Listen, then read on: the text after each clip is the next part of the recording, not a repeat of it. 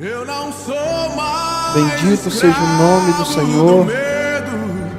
Amém, queridos. Sou filho. Aleluia. É muito importante que eu e você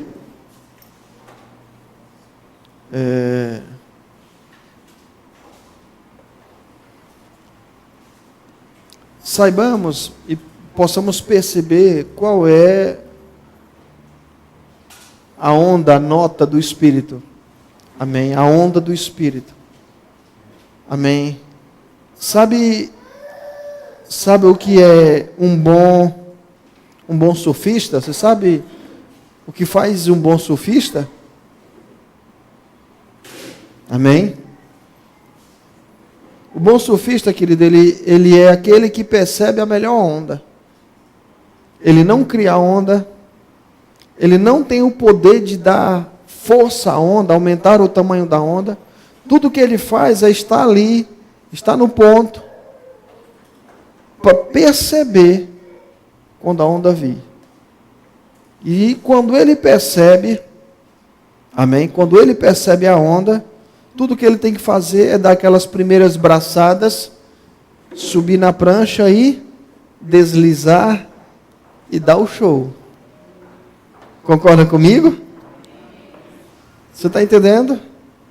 Eu digo a você, queridos, comigo e com você não é diferente. Existem pessoas que elas dependem de si mesmo. Elas confiam no seu próprio taco.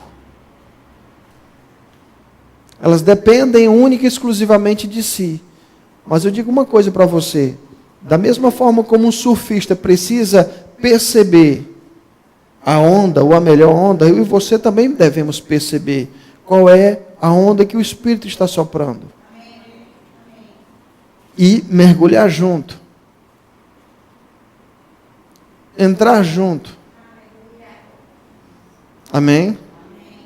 Perceba isso, esteja sensível a isso. Amém? Esteja sensível a isso. Porque quando nós percebemos qual é a onda, qual é a direção do Espírito, qual é o sopro que o Espírito está soprando, né? E nós entramos na onda, é só experimentar e deslizar sobre aquela onda. Amém? Esteja atento, queridos. Esteja muito atento. Esteja muito atento. Esteja muito sensível. Amém? A vida é mais do que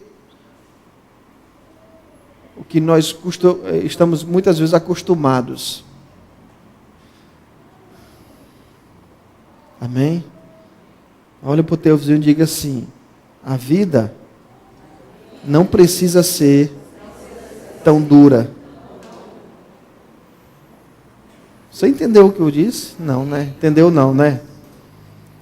Olha para ele com mais uma vez, dá um sorriso assim bem bonito e diga assim: a vida não precisa ser dura.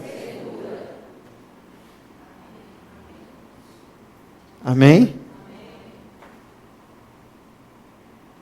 Aleluia.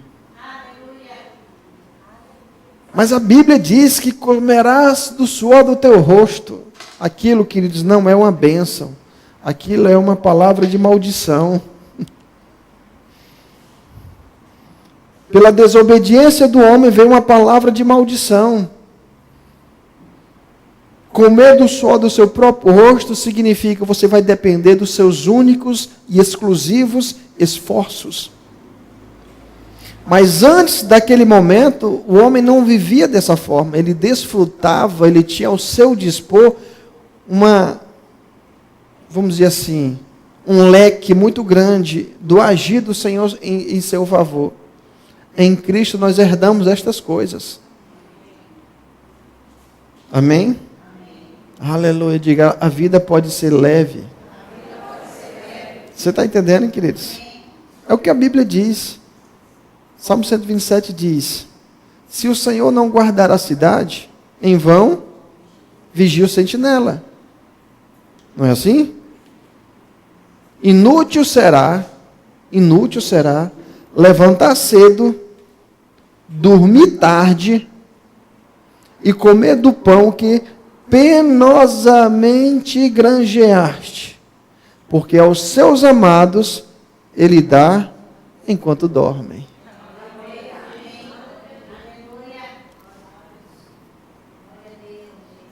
Você que escolhe que tipo de vida você quer. É por isso que é por fé. Amém? É por isso que é por fé. Você tem que aceitar e receber. Amém, queridos? Aleluia. Oh, glória a Deus. Você está pronto? Oh, glória a Deus. Louvado seja o nome do Senhor. Queridos, mais uma vez, boa noite a todos. Amém. Nesse mês nós estamos estudando, orando. As ministrações têm sido nesse tema sobre a mente, a alma, as emoções, os pensamentos. Amém? Sobre essa temática, né? Nós não pretendemos falar ou dar uma palestra de psicologia, até porque eu não poderia fazer isso. Eu estaria entrando numa área que eu não estudei para isso, que eu não sou formado nisso. Então eu estaria apenas especulando coisas, amém?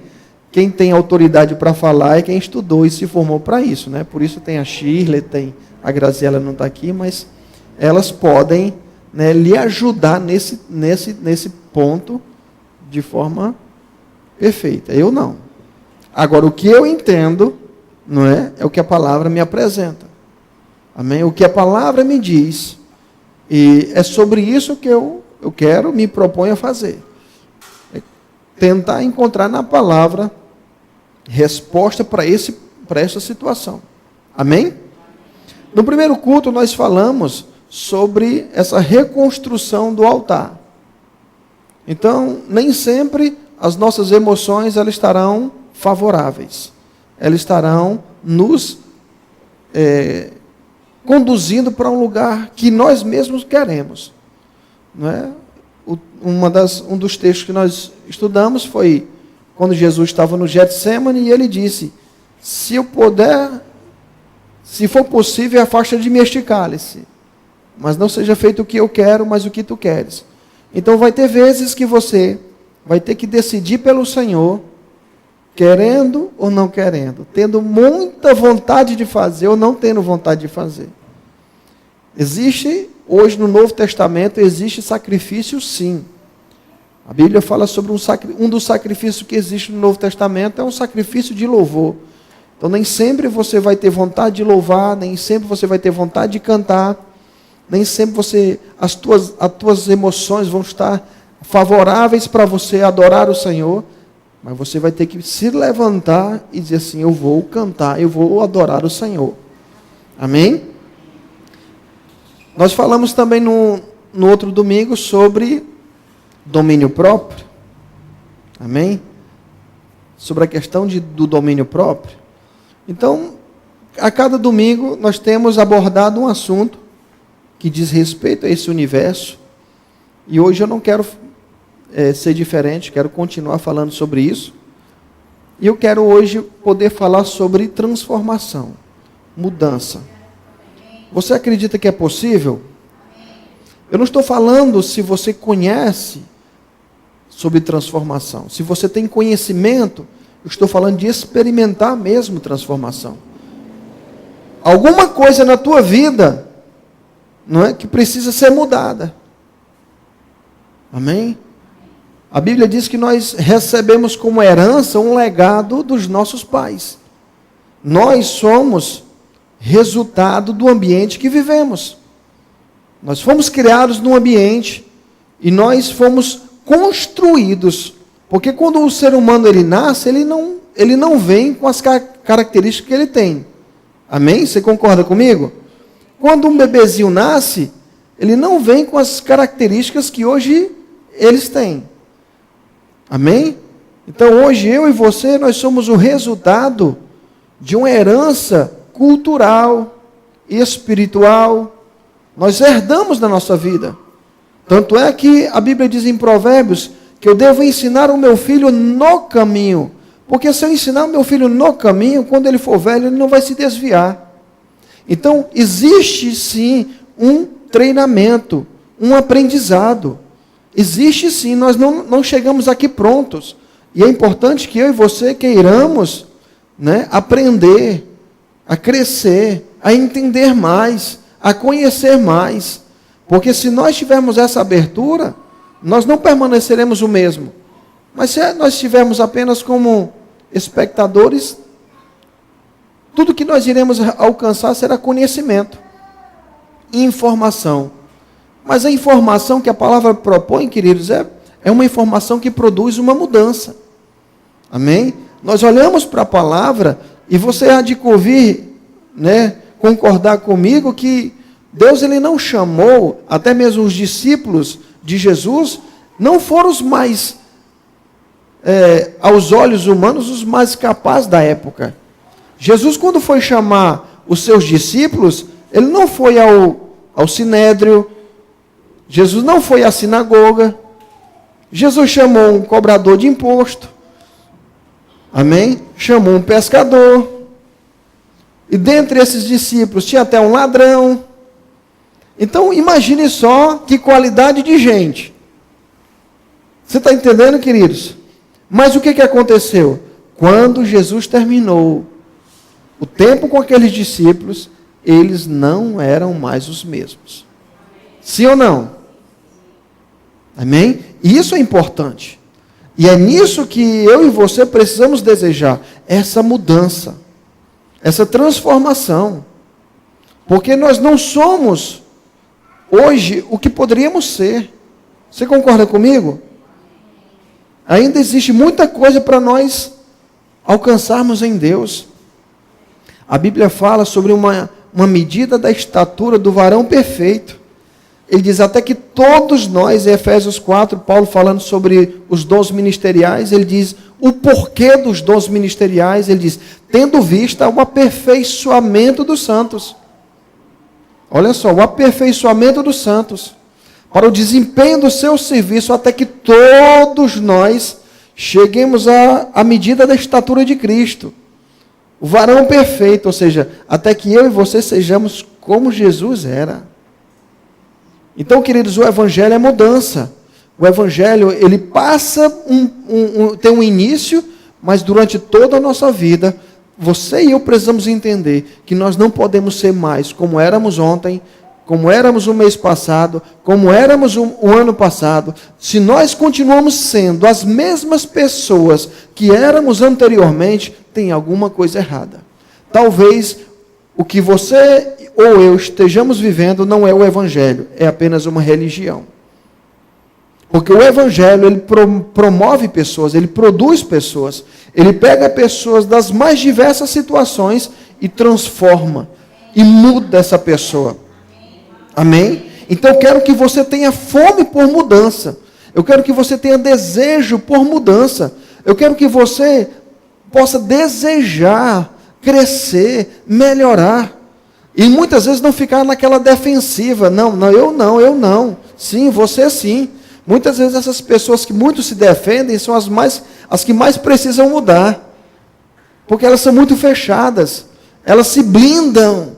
Elas não aceitam nenhuma correção. Elas não aceitam nenhum ajuste em nenhuma área. Porque elas olham para si mesmas e elas dizem, não preciso de mudar. Precisa, querido. Precisa. Todos nós precisamos. Sim ou não? Sim ou não? Diga, eu preciso mudar. Amém? A Bíblia diz, até quando? Até que todos nós cheguemos à unidade da fé, sabe? Cresçamos na unidade da fé até chegarmos à nossa medida da estatura da plenitude de Cristo. Sejamos igualzinhos a Jesus, reagindo como Ele reagiu, sendo como Ele era. Você acredita que é possível? Sim ou não? Amém? É possível, queridos. É possível, porque se não fosse possível, a Bíblia não diria isso. Agora, o que nós precisamos entender é como produzir essas mudanças. Porque saber que precisa mudar é bom, mas não é tudo. O que eu preciso saber é como efetuar estas mudanças. como eu e você podemos ser diferentes amanhã do que somos hoje. Porque tem áreas na minha vida e na tua vida, queridos, que não foi nem mexida, não foi nem tocada. Estão aí, quietinha, armazenada. Personalidade, vontade, sentimentos, estão aí. E podem ser até um empecilho para a tua própria vida, para o teu crescimento. Amém? E se nós não estivermos abertos a essa mudança, fica difícil. Amém? Eu quero começar, abra por favor em Mateus. Quero começar falando rapidinho, quero ser o mais rápido possível, falando sobre essa pessoa, esse camarada, Mateus. Amém? Um homem. Não vou falar sobre Mateus, é o Evangelho de Mateus que eu quero que você abra. Amém? Aleluia. Em Mateus 26.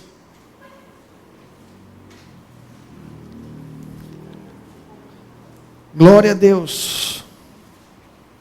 Diga assim: Senhor, eis-me aqui. Amém? Produz em mim as mudanças necessárias. Me desperta. Me faz enxergar.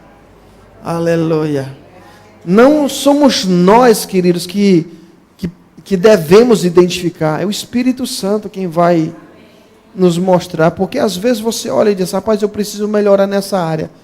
Pode ser que não. Pode ser que de uma maneira mais urgente o Senhor possa ter outra área. E você talvez não esteja atentando. Por isso que fica aberto ao Espírito. Você crê que nessa noite o Espírito vai transformar nossas vidas, vai nos despertar? Você crê nisso? Aleluia. Aleluia. Mateus 26, no versículo 31, começa o diálogo, né? Jesus está prestes a ser preso. Aqui ele está conversando com os discípulos, diz assim, 31. Então Jesus lhe disse: esta noite todos vós escandalizareis comigo, porque está escrito: ferirei o pastor e as ovelhas do rebanho ficarão dispersas. Mas depois da minha ressurreição, irei adiante de vós para a Galileia. Disse-lhe Pedro: ainda que venhas a ser tropeço para todos, nunca será para mim. Replicou Jesus: em verdade te digo, que esta mesma noite, antes que o galo cante, você vai me negar 3 vezes. Tu me negarás 3 vezes. Amém?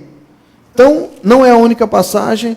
Disse Pedro, 35, ainda que me seja necessário morrer contigo, de modo nenhum te negarei. E todos os discípulos disseram o mesmo. Então, não é a única passagem.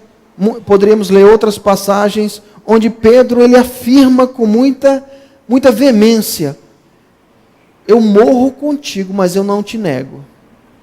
Ele tinha disposição ou não tinha disposição? Você acredita que Pedro estava sendo mentiroso aqui? Não acredito que ele não estava. Ele não tinha a estrutura necessária para ele colocar isso em prática. Eu acredito que você já sabe o final da história.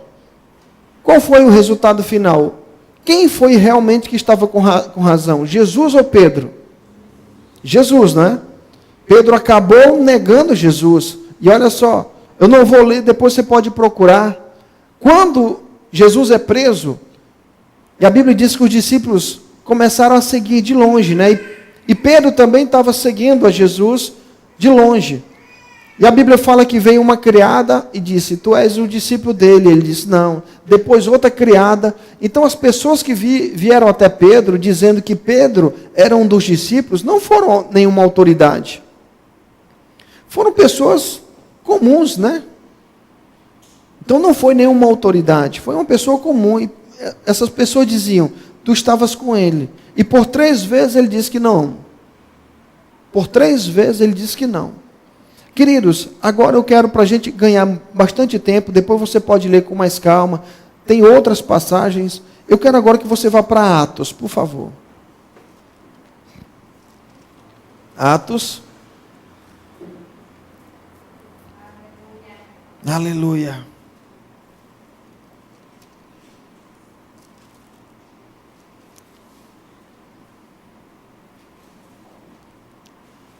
Atos capítulo 2.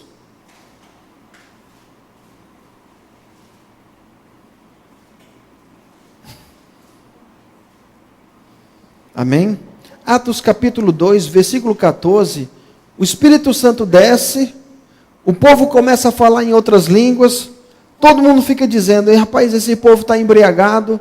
Aí no versículo 14, Pedro se levanta. Então se levantou Pedro, com ele os 11, erguendo a voz, advertindo nesses termos: varões judeus e todos os habitantes de Jerusalém, tomai conhecimento disto e atendei às minhas palavras. Estes homens não estão embriagados como vindes pensando, sendo esta a 3ª hora do dia. E Pedro continua pregando. Você está comigo? Eu pergunto, Pedro se levantou diante de quem? Diante do povo. Muita gente. Muita gente.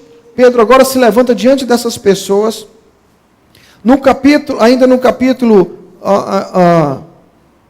Ainda no capítulo 2, ele continua fazendo o seu discurso. No versículo 32 ainda do capítulo 2, ele diz o seguinte, ainda é a continuação do discurso, diz assim: a este Jesus, Deus ressuscitou, do que todos nós somos testemunhas. Então aquele Pedro que, de alguns dias atrás, já mudou. Você está entendendo, queridos? Aqui ainda no capítulo 3, quando Pedro e João eles estão indo para oração na Porta Formosa, então Pedro agora, ele vê um coxo na Porta Formosa, ele declara a palavra, e esse homem ele é curado. Então agora já se levanta um outro grupo de pessoas, não mais o povo, mas agora já as autoridades. As autoridades agora já querem proibir Pedro de pregar, de falar em nome de Jesus.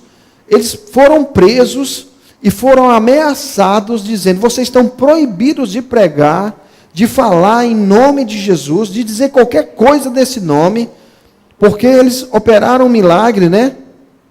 E no capítulo 4, abre lá, por favor, só passa a página aí agora um pouquinho. Aleluia. Versículo 19 do capítulo 4. Eu estou adiantando muita coisa para a gente ganhar tempo. Mas Pedro e João lhe responderam. Isso é uma resposta à proibição. No versículo 18 diz assim, versículo 18. Chamando-os, ordenaram-lhes que absolutamente não falassem nem ensinassem em nome de Jesus. Isso é as autoridades. Essa palavra aqui são as autoridades dizendo para Pedro e João. Olha só o que diz aqui no versículo 18. Ordenaram-lhes. Está escrito assim na sua Bíblia, ordenaram. Eles não estavam pedindo, eles estavam ordenando a Pedro e a João, dizendo: vocês estão proibidos de falar no nome desse camarada chamado Jesus. Então agora Pedro vai e responde. Mas Pedro e João lhes responderam: julgai se é justo diante de Deus ouvir a vós outros do que a Deus. Porque não podemos deixar de falar das coisas que temos ouvido e visto. Isso é Pedro e João dizendo. 21. Depois, ameaçando-os mais ainda, os soltaram, não tendo achado como os castigar por causa do povo. Só até aí. Então você percebe que agora já é uma situação diferente. Pedro e João já estão debaixo de ameaça, diante das autoridades daquele tempo. E não é um pedido que eles estão fazendo, é uma ordem, ordenando a eles que parassem de fazer o que eles estavam fazendo. Mas eu quero dizer o seguinte: o que produziu essa mudança tão grande em Pedro, queridos, em tão pouco tempo? Como um homem pode mudar em tão pouco tempo? Porque é o mesmo Pedro que dias anteriores estava negando a Jesus diante de uma criada, diante de uma mulher que nem era autoridade. Eu não estou falando porque ela era mulher, porque ela não tinha autoridade. A Bíblia diz lá, uma criada, várias. Eu poderia ler esses textos para a gente, mas para a gente ganhar tempo, a Bíblia diz que pessoas comuns, criados, soldados, chegaram para Pedro e disseram: Tu estavas com ele, tu era um deles. E não, eu não conheço esse homem. Eu não sei quem é esse homem. Foram essas palavras de Pedro. Tem um texto que diz, eu nunca vi ele. Queridos, o que aconteceu em tão pouco tempo para que esse homem, Pedro, mudasse?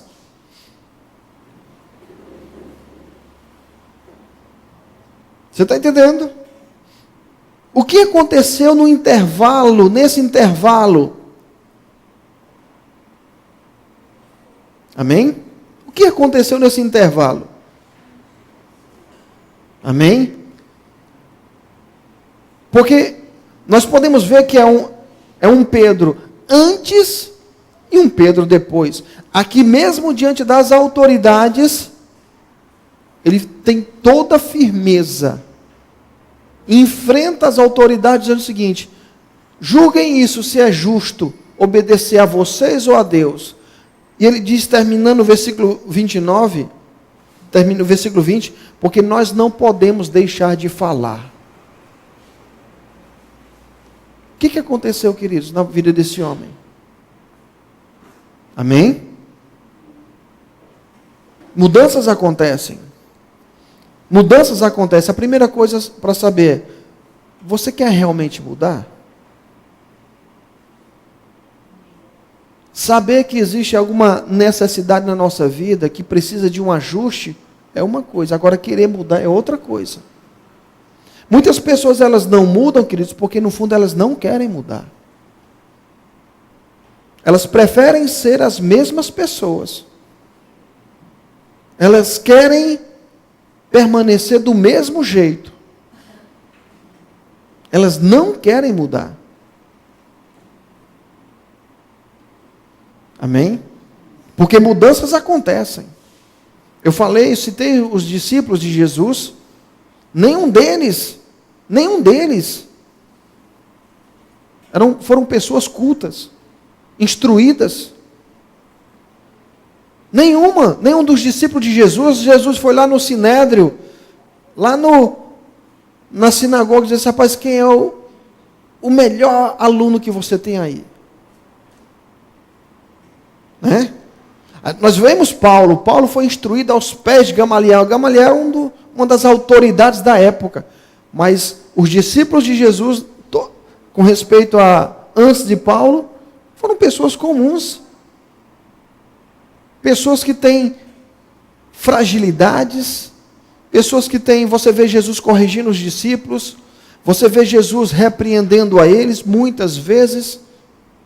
Você vê que Jesus pegou pessoas que, não tinham, não eram, não podiam. Essas pessoas mudaram. Se tornaram outras pessoas. E a primeira coisa que eu quero saber, queridos, é o seguinte: uma vez que você sabe, será que você identifica alguma coisa na tua vida que precisa melhorar? A primeira coisa que eu quero saber é isso aí. Quero que você pense, porque deixa eu dizer uma coisa para você. Tem gente que é muito fácil, é mestre, é expert, é doutor em ver as falhas dos outros. Eu olho para o irmão Antônio e digo, rapaz, o irmão Antônio tem que mudar nisso. A irmã Luciana também nisso. Ele é muito bom para dizer o que os outros vão mudar. Tem que mudar, mas eles não conseguem enxergar. Eles não conseguem perceber quais são as suas próprias fragilidades. Em que, queridos, não existe mudança sem reconhecimento que precisa mudar. Muitas vezes nós vivemos num mundo, muitas vezes até um pouco utópico, não tanto realista. Porque na grande maioria de nós não reconhecemos as nossas próprias fragilidades, dificuldades. Paulo, ele diz lá em 2 Coríntios, por 3 vezes ele ora ao Senhor dizendo, Senhor, o espinho está pesado. E ele por 3 vezes ele ora ao Senhor pedindo que o Senhor livrasse ele daquela situação, aquele espinho na carne. Ele lista lá, chama aquilo de espinho na carne. E o Senhor diz para ele o quê? A minha graça te basta. Por quê? o meu poder se aperfeiçoa na tua fraqueza. Aonde é que tu é fraco? Não vejo, ó. Não reconheço onde eu sou fraco. Você está entendendo o que eu estou falando? Paulo diz, eu dou graças a Deus, porque sobre mim repousa o poder de Deus. Quando eu sou fraco, é que eu sou forte. Então, no lugar de eu ficar triste por causa das situações, eu vou me gloriar nas minhas fraquezas, para que sobre mim repouse o poder de Cristo. Eu pergunto, queridos, em que área você consegue perceber uma fraqueza, uma tendência, uma carência, uma necessidade? Ou você não consegue enxergar nada na tua vida que exija ou precise de um toque, de uma mudança do Senhor? Porque se você, queridos, eu digo para você com toda sinceridade, se você não consegue enxergar nada na tua vida onde precise de uma mudança, eu vou pedir para você orar por mim. Pelo amor de Deus, ore por mim. Porque tem alguma coisa errada. Sabe por que pessoas elas permanecem as mesmas durante muito tempo? Porque elas não enxergam as suas necessidades, elas não enxergam as suas fraquezas, elas não enxergam as suas debilidades, elas não param para refletir, para se conhecer. Como elas não se conhecem, não pode ter mudança. Quem vai mudar o que não precisa?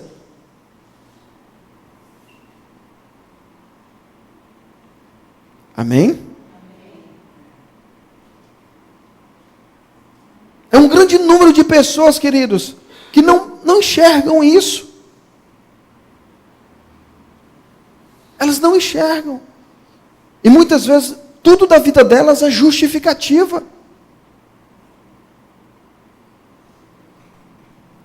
Aleluia. Queridos, não tem como ter mudança sem que haja uma necessidade de mudança. Tiago diz isso, Tiago diz, olha, converta o vosso riso em pranto, a vossa alegria em tristeza. Humilhai-vos debaixo da poderosa mão do Senhor, para que Ele em tempo oportuno Ele exalte vocês. Por que Tiago está falando isso? Ele está falando para um grupo de pessoas que ele diz, vocês não percebem que a amizade do mundo é inimiga de Deus? Aquele que se constitui amigo do mundo, aquele que é amigo do mundo se constitui inimigo de Deus. Ele diz, será que é em vão que as Escrituras afirmam que Ele fez habitar em nós o Espírito que tem ciúme? E na continuação diz, achegai-vos a Deus e Ele se achegará a vós outros. Limpai as mãos, pecadores, e vós que sois de ânimo dobre, limpe o coração. Aí ele diz, chorai, lamentai, converta o vosso riso em pranto, a vossa alegria em tristeza.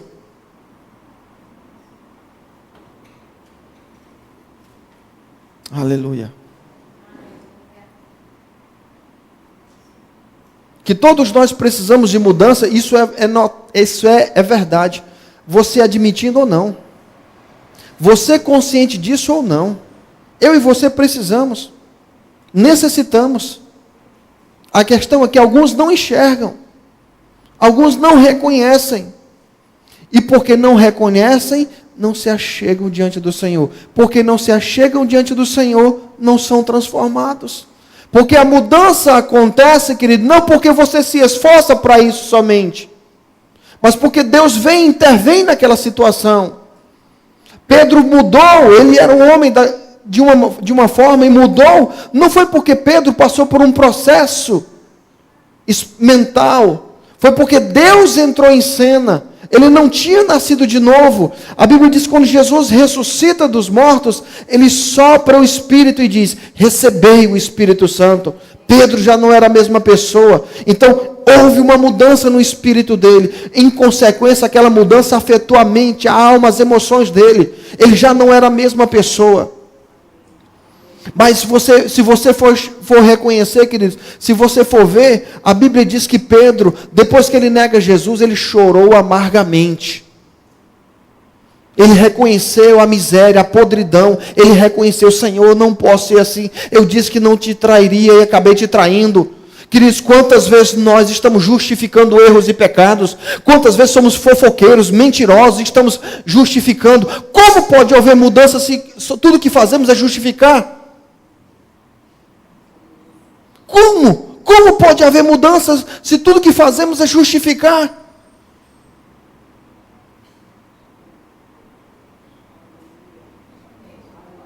Aleluia! A Bíblia diz que ele chorou amargamente. Tiago diz: lamentai, chorai. É você reconhecer: Senhor, me ajuda. Eu continuo desejando coisas que não devo. Eu continuo atraído por coisas que eu não devo. Eu continuo sendo atraído por coisas que eu não devo. Senhor, eu não quero mais ser assim. Me ajuda. Mas se não existir isso, queridos, esquece. Se não existir um profundo desejo de mudança, indo aos pés do Senhor, porque aqui no texto de Atos eu não li, mas se você está com a Bíblia aberta ainda, quando Pedro ele começa a fazer o discurso dele, um discurso ousado, um discurso intrépido, um discurso não mais de um covarde, não mais de um homem que tinha medo, mas você vê uma autoridade de Pedro diante das autoridades ali, não negando mais a fé dele, não negando mais que conhecia Jesus, muito pelo contrário, uma ousadia, uma intrepidez. A Bíblia diz que quando Pedro se levanta diante do sinédrio, só da nata, só das autoridades, e Pedro se levanta diante desse povo, e com autoridade ele enfrenta todos eles ali, e ele corria risco de vida, ele poderia morrer a qualquer momento. Amém? Mas você não vê mais aquele medroso, aquele covarde, aquele tímido. Você vê, pelo contrário, uma pessoa diferente, uma pessoa totalmente mudada. Você vê um homem, aí no versículo 12 do capítulo 4 de Atos, diz assim: e não há salvação, ainda é o discurso de Pedro, e não há salvação em nenhum outro homem, porque debaixo do céu não existe nenhum outro nome dado entre os homens pelo qual importa que sejamos salvos. Versículo 13: ao verem a intrepidez de Pedro e João, sabendo que eram homens iletrados, incultos, admiraram-se e reconheceram que havia eles estado com Jesus. Somente o Senhor produz as mudanças. Somente o Senhor pega um pecador e transforma num homem santo. Somente o Senhor tem a condição de produzir as mudanças. Sabe por que Pedro experimentou isso? Porque Pedro, quando ele nega Jesus, quando Pedro ele realmente faz aquilo que ele pensava que ele nunca faria, porque quando o discurso de Pedro e Jesus, você vê Pedro dizendo o seguinte: todo mundo pode te negar, eu não te nego. Eu morro contigo, mas eu não te nego. Esse era o discurso de Pedro. Um pouco mais adiante, você vê Pedro fazendo totalmente diferente. Você vê Pedro agindo totalmente diferente daquilo que ele disse que faria. Mas você não vê Pedro justificando. Você não vê Pedro dizendo o seguinte: sabe o que é também? Você tem que entender a pressão, né? Muita gente. Você não vê Pedro fazendo isso. A Bíblia diz que Pedro saiu e chorou amargamente. Enquanto, querido, o pecado não for pecado para você, não existe mudança. Não tem como você mudar enquanto você olhar para o pecado e achar que não é pecado.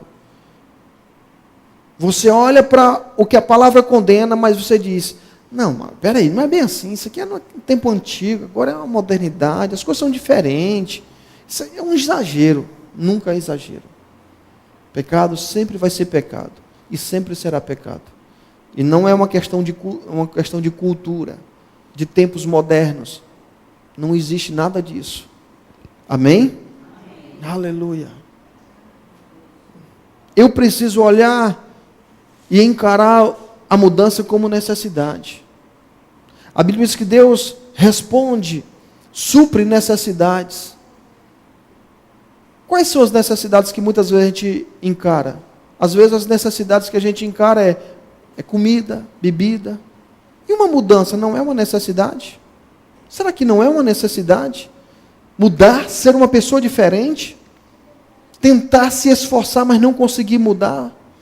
Porque, queridos, a mudança ela não acontece apenas externa, ela começa por dentro. Não adianta eu olhar, eu não me deitar com uma mulher, mas no meu coração eu adulterar, eu desejá-la no coração, é adultério.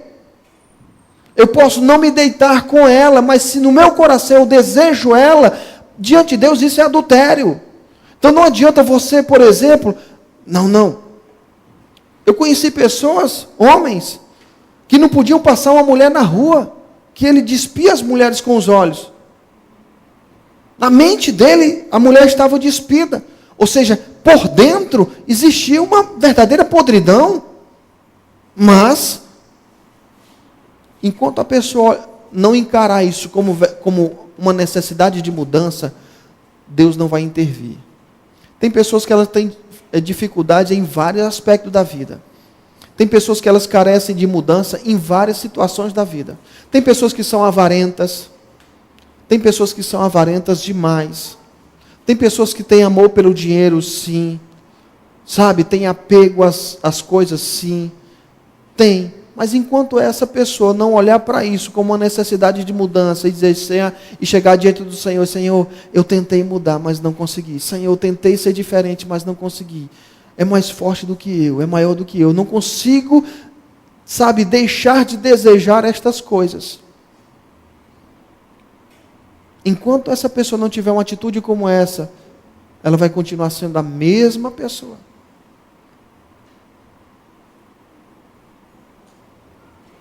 Amém? Aleluia. Vocês ainda me amam? Oh, aleluia, queridos. O segredo para a mudança é um só, é o Senhor. Nós podemos falar de forma metódica, mas o Senhor, ele não é um método, queridos, ele é uma pessoa. Aquilo que serviu para mim não necessariamente vai servir para você. Tudo que espera de nós é que exista sinceridade no coração.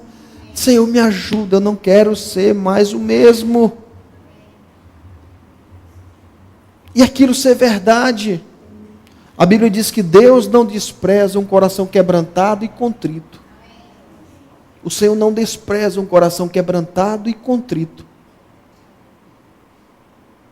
Deus não espera que você tenha métodos, mas que você tenha sinceridade e verdade no seu coração. Meu Deus, me ajuda. Eu não quero ser mais fofoqueiro, eu não quero mais ser invejoso. Eu não quero mais olhar para a mulher do outro e desejar. Eu não quero mais ser atraído pela pornografia. Eu não quero ser mais atraído pelo dinheiro. Eu não quero ser mais avarento. E tantas coisas que eu poderia listar, queridos, que muitas vezes estão além da nossa condição de mudança. Estão tão enraizadas que não tem como você ir lá, meter a mão e mudar. Só o Senhor. Você acredita nisso? Amém. Aleluia. Oh, glória a Deus. Existe mudança, sim. A questão é, eu quero mudar? Reconhecer que tem mudança sem querer mudar é inútil. Reconhecer que os meus valores estão errados, sem querer mudar esses valores, não adianta de nada. Não produz nada. Oh, aleluia. Tudo que é necessário algumas vezes são algumas orações sinceras e quebrantadas diante do Senhor. Batendo o peito, muitas vezes, com sinal de arrependimento, de luto. Essa atitude, dizer, Senhor, não quero ser mais o mesmo. Eu sou. Tem um dos pastores do nosso ministério, eu não vou citar o nome, mas poderia até citar, porque ele contou esse testemunho público, né? Então não é nenhum segredo. Mas ele orando um dia, o Senhor falou para ele algo, disse assim: você é invejoso, você tem inveja. Como alguém pode mudar a inveja, queridos? Como alguém pode deixar de ser invejoso? Eu sei que nós poderíamos falar de alguma forma, de algum método, mas deixa eu falar uma coisa, é só o Senhor. É só o Senhor mesmo, é o Espírito Santo de Deus. É o toque do Senhor. Não existe outra coisa a não ser o agir do Senhor. O Senhor vindo sobre a vida dessa pessoa e produzindo o que ela não pode produzir. Fazendo o que ela não pode fazer. Por isso que a Bíblia diz que é por graça e não por obras. É Deus vindo sobre a tua vida, queridos. É Deus vindo sobre você e tornando você diferente. Fazendo com que você mude e seja o que Ele sonhou para você. Não o que você recebeu como herança. Aleluia. Aleluia. Amém? É por isso que a Bíblia diz: aquele que realmente confessa o pecado e deixa, ele alcança a misericórdia. Oh, glória a Deus. É necessário, é importante demais. Aleluia. Glória a Deus. Oh, Jesus bom. Queridos, isso não é porque outro motivo a não ser o amor do Senhor por nós. Abra a sua Bíblia, por favor, em Tiago. Vamos finalizar com Tiago. Eu citei o texto. Diga assim: o Senhor deseja a minha mudança. Oh, aleluia.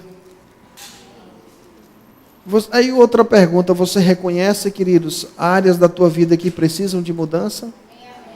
Você reconhece, você pode identificar essa área, eu sei que eu não. Porque a Bíblia diz o seguinte: examine-se o homem a si mesmo.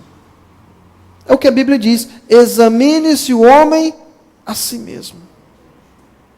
Não é ninguém que deve dizer para você o que você tem que fazer. É você mesmo olhar para você e dizer: Senhor, eu reconheço. Aleluia. Oh, Deus bom. Deus é bom, não é? Aleluia. Tiago capítulo 4, por favor.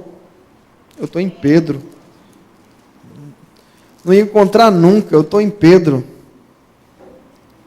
Aleluia. Capítulo 4 de Tiago. Oh, glória a Deus. Deus seja louvado.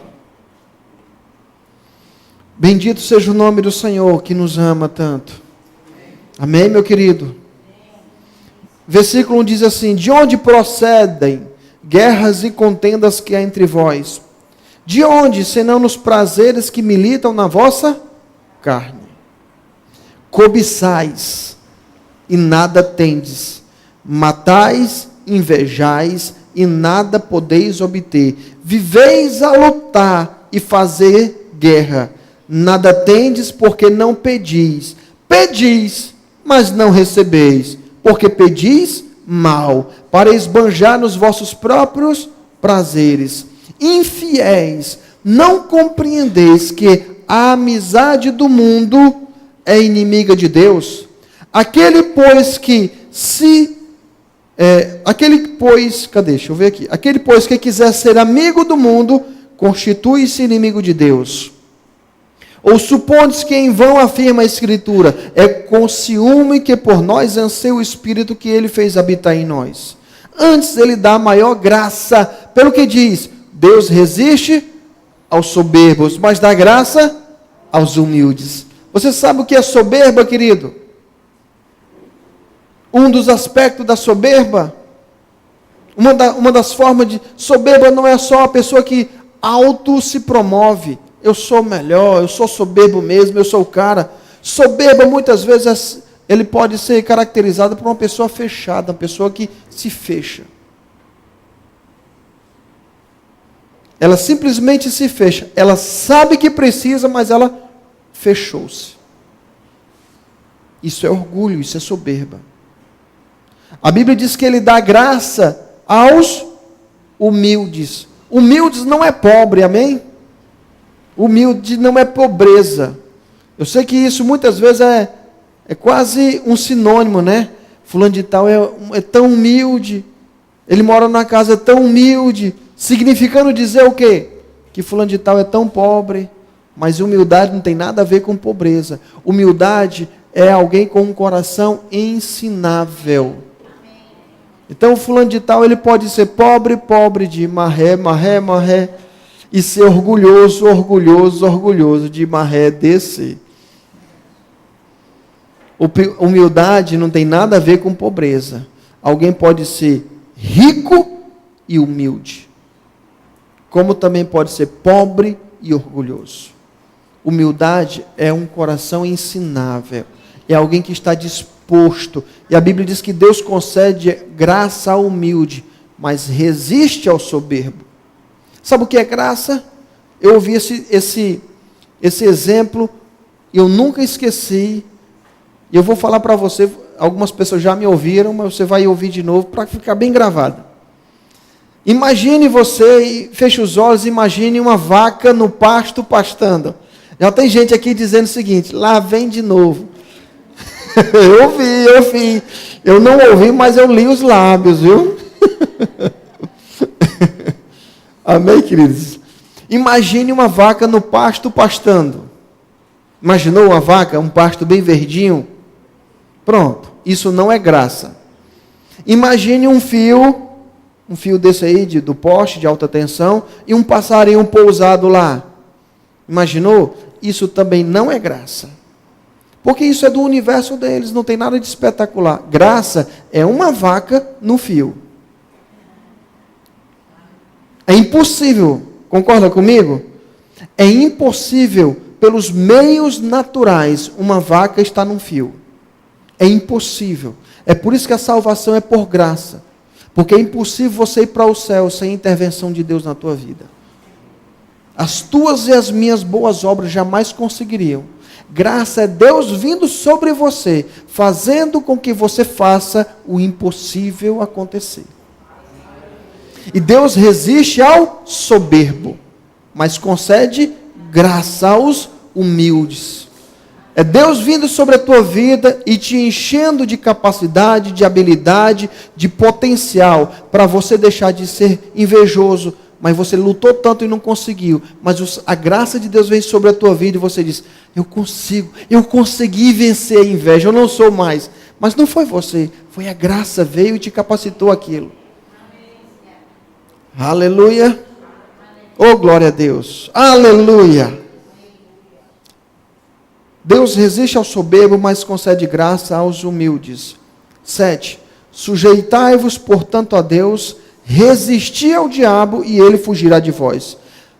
Amém? Chegai-vos a Deus e ele se chegará a vós outros. Purificai as mãos, pecadores, e vós que sois de ânimo dobre. Limpe o coração.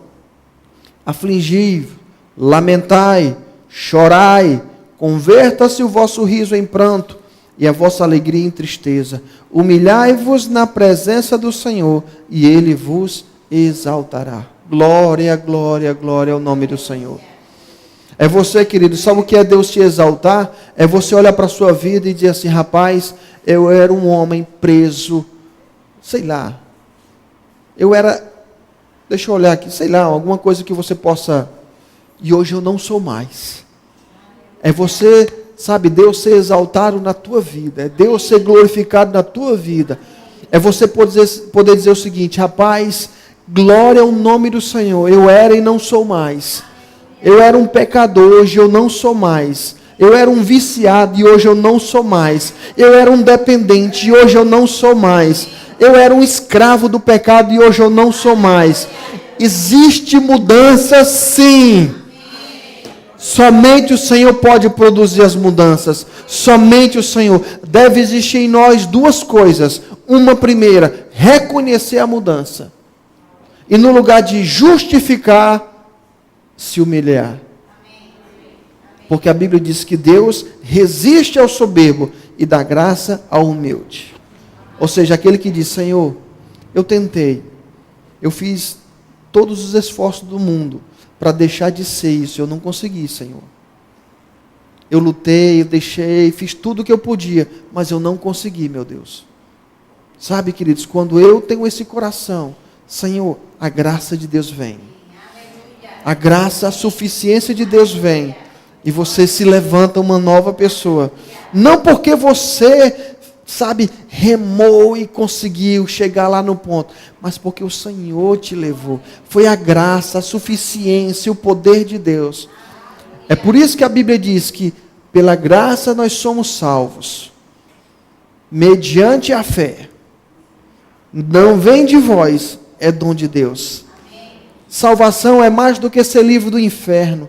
É você ser uma cópia exata de Jesus Cristo aqui na terra. Deus te livrou do inferno, mas enquanto você andar na terra, Deus deseja ser glorificado na tua vida.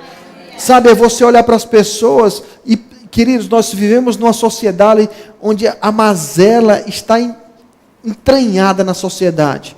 É você olhar para uma pessoa e dizer: rapaz, alguém diz assim: eu fui dependente químico, hoje eu não sou mais.